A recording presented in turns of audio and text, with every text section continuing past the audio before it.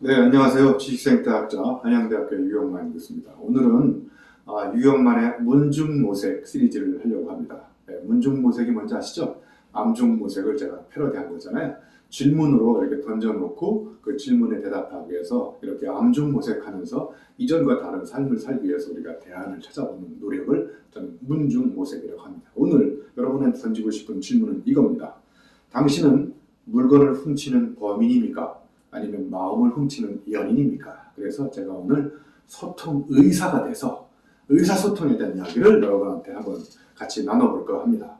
여러분 주변에서 물건을 잘 훔치면 범인이 되지만 마음을 잘 훔쳐가지고 마음 도둑이 돼가지고 상대방의 마음을 이렇게 활짝 문을 여는 이런 사람들 보셨죠? 그러니까 소통의 비결은 상대방의 마음을 훔치는 일이거든요. 그런데 마음을 훔치는 일이 생각처럼 이렇게 쉽지 않거든요. 잘못 훔치다가 마음이 이렇게 굳게 다치면 마음도 다치게 되는 거예요. 그래서 스치면 인연이지만 스미면 연인이 된다. 제가 이런 말을 쓴 적이 있어요.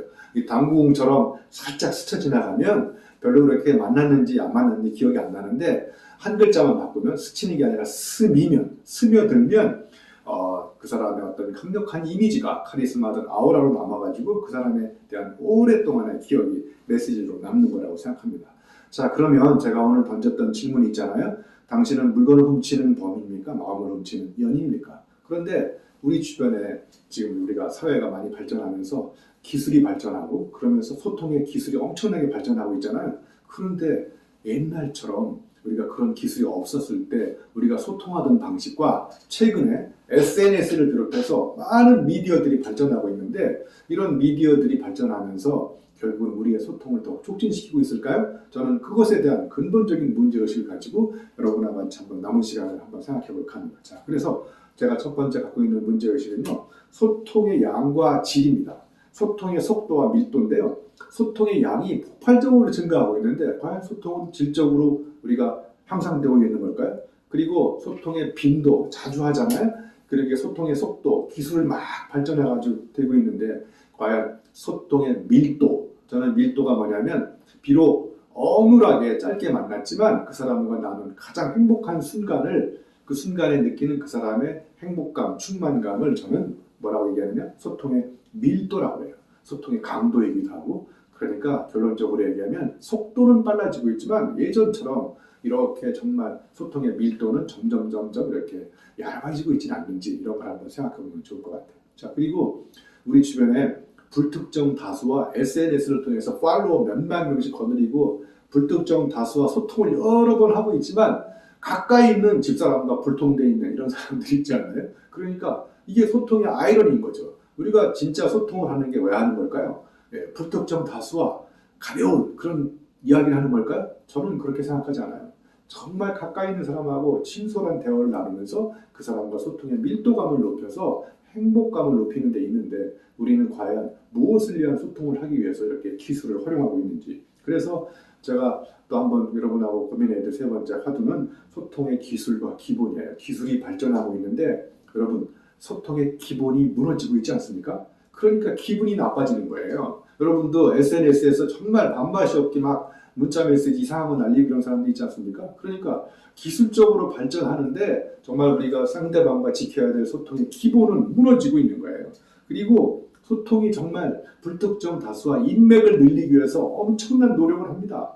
그런데 여러분 그 맥도날드인가 버거킹에서 한번 이런 실험을 했어요. 친구 3명 끊고 오면 맥도날드, 버거킹 뭐 이런 거 햄버거 하나씩 준다고 그랬더니 한 며칠 만에 수만 명이 몰린 거예요. 그러니까 햄버거 값 하나만도 못한 소통의 인맥이 생긴 거예요. 기술 SNS 발전 때문에. 그래서 인격이 없는 인맥은 저는 치맥보다 더 치명적이다 이렇게 생각합니다. 자, 그 다음에 또 하나는 이 소통을 통해서 우리가 서로 공감하고 타자의 아픔을 치유하는 데 노력해야 되는데 소통을 통해서 자꾸 뭔가를 소유하고 쟁취하고 뭔가를 얻어가려고 해요. 그래서 저는 이런 소통의 어떤 아이러니가 뭐냐면 우리가 소통을 통해서 서로 아픔을 공감하고 나눠야 되는데 자꾸 뭔가 그 소통을 통해서 내가 얻어가려고 노력하고 쟁취하고 습득하고 이러다 보니까 소통이 안 되고 자꾸 이제 불통이 돼버리는 거죠. 자, 또 하나는요. 오늘 제가 드리고 싶은 가장 중요한 메시지 하나는 이거예요. 소통은 설명보다 설득이 극대화될 때 상대방의 마음을 얻을 수 있는 거거든요. 설명이 길어진다는 얘기는 내가 직접 체험한 게 거의 없다는 얘기예요. 설명을 오래 해가지고 의미를 머리에 꽂으면 그게 전문 용어로 골 때린다고 그래요. 그런데 설득을 해서 내가 직접 체험한 걸 가지고 상대방을 설득하면 의미가 심장에 꽂아져가지고 의미심장해진다고 생각합니다. 자, 그 다음에 또 하나는 우리가 소통을 통해서 불특정 엄청난 정보를 불특정 다수한테 막 나누고 있잖아요. 그런데 한번 생각해 보세요. SNS를 통해서 여러분이 직접 체험하고 겪었던 정말 그 진솔한 이야기들을 다 나눌 수가 없잖아요. 그러니까 내가 직접 체험하면서 겪었던 삶의 지혜를 나누는 소통은 점점 줄어들고 참을 수 없는 정보의 가벼움을 불특정 다수와 공유하기 위해서 하루에 여러분 지하철 타보세요. 여러분 다 휴대폰 이렇게 1.5로 다 바라보고 있지 않습니까? 그래서 뭘 보고 있느냐면 다 그런 엄청난 가벼운 참을 수 없는 정보들에 날아다니는 것들을 보면서 우리의 삶도 점점 깊이가 없어진다고 생각합니다. 자, 그리고 여러분 중요한 소통과 소중한 소통의 차이가 있어요. 중요한 건 뭐냐? 지금 당장 내가 뭔가를 그 사람하고 이야기를 하지 않으면 큰일 난 문제들이 있어요. 업체와 무슨 연락하는 거라든지 그 다음에 또 고객과 뭘 한다든지 이런 중요한 것만 하다가 보니까 지금 당장 안 해도 의미가 그렇게 손상되지 않고 별 큰 문제가 없어지는 게 대부분이 소중한 일입니다. 그러니까 사람들은 중요한 일을 하다가 소중한 일을 안 하는 거예요. 왜냐? 소중한 일은 지금 안 해도 큰 문제가 생기지 않잖아요. 그죠? 그래서 우리가 소통을 할 때 중요한 것보다는 소중한 걸 챙겨가면서 소통을 할 때 우리의 삶은 더욱더 행복해지고 좋아진다고 생각합니다. 자, 그리고 이 소통을 할 때 이 눈길이 있지 않습니까? 그죠? 저는 이렇게 언어 이유를 자주 쓰는데 이 겨울에 눈길이 생기잖아요. 그러면 따뜻한 눈길을 보내면 이 눈길도 녹아 없어진다고 생각해요. 그래서 이 소통을 통해서 우리가 상대방과 주고받을 수 있는 것은 따뜻한 눈길입니다. 그냥 길도 중요하지만 소통을 통해서 상대방의 마음을 녹여낼 수 있는 그런 눈길은 마음에서 올라오는 거거든요. 그래서 우리가 인간으로서 숨길 수 없는 거짓말하지 않는 게 몸으로 드러나는 감정입니다. 그 따뜻한 눈길. 그리고 여러분 눈길을 보내는 사람하고 소통하고 싶으세요?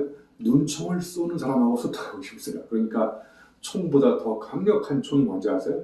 눈총입니다. 그러니까 눈총을 주고받는 이런 소통보다 따뜻한 눈길을 보내는 이런 소통이 훨씬 더 저는 좋다고 생각하고요. 그리고 눈빛이 있잖아요. 그러니까 제가 지금 몇 가지 정리했죠. 눈길, 눈총, 눈빛. 그 다음에 눈빛이 따뜻한 사람, 그 다음에 눈길이 따뜻한 사람, 이런 사람들한테 손 내밀어서 소통을 하고 싶지 강력한 카리스마를 갖고 있지만 눈총을 쏘는 사람하고는 점점 거리를 두고 우리가 소통을 해야 된다는 이야기를 여러분하고 해보고 싶었습니다. 자, 그 다음에 여러분 소통을 하면서 우리가 자주 상처받는 경우가 가슴에 못을 박는 그런 소통을 하지 않나요? 여러분 못은 벽에 박아야지 가슴에 박으면 한번 박힌 못은 정말 빼도 그 깊은 상처가 남거든요. 그런데 우리 주변에 보면 소통을 통해서 따뜻한 눈빛과 눈길을 보내도 모자를 판에 그 사람의 가슴에 대못을 박아버리는 이런 엄청난 상처를 주는 소통을 하고 있지는 않는지 절박하게 한번 반성을 해봐야 된다고 생각합니다. 자, 그 다음에 이렇게 소통이 정말 우리 사회에 중요하고 사람이 태어나서 죽을 때까지 아침에 일어나서 저녁에 주무실 때까지 계속 소통을 하지만 기술은 발전하고 그러지만 여전히 우리한테는 소통이 문제가 되지 않습니까? 그래서 다양한 소통의 처방전이 나오고 있어요. 이렇게 해야 소통이 된다.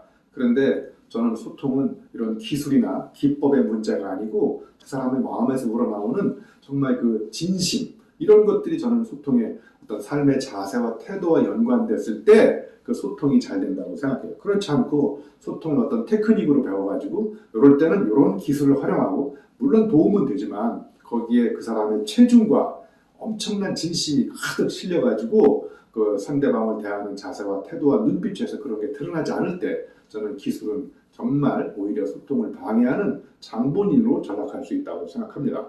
그래서 제가 오늘 마지막으로 드리고 싶은 거는 우리 사회에 의사소통이 가장 안 되지 않습니까? 그래서 저는 의사소통을 약간 단어를 바꾸면 소통의사가 되잖아요. 그죠? 우리 모두 의사소통의 문제를 해결하기 위해서 소통의사가 되면 어떨까요? 소통의사는 어디 의사처럼 자격증 따는 게 아니고요. 이제까지 내가 해왔던 소통을 근본적으로 성찰 반성을 해보고 너무 우리가 소통의 어떤 효율과 그다음에 기술과 어떤 소통의 속도와 이런 것들만 중요시하지 않았는지, 진정으로 내가 상대방과 소통하고 싶다는 내 마음을 정말 진심을 담아서 그 사람한테 전달하려고 노력했는지, 이런 것들을 한번 반성해보는 시간이 됐으면 좋겠다, 이런 생각을 합니다. 그래서 정말 소통이 잘 됐을 때 우리는 우리 사람과 사람 사이에 강력한 더 단단한 신뢰감을 심어줄 수 있고, 그런 것들이 우리의 운명조차 바꾸는 그런 소통도 혁명이라고 생각해요. 그래서 의사소통을 잘하는 소통 의사가 되는 하나가 됐으면 좋겠다, 저는 이런 생각을 해봤습니다. 여러분 고맙습니다.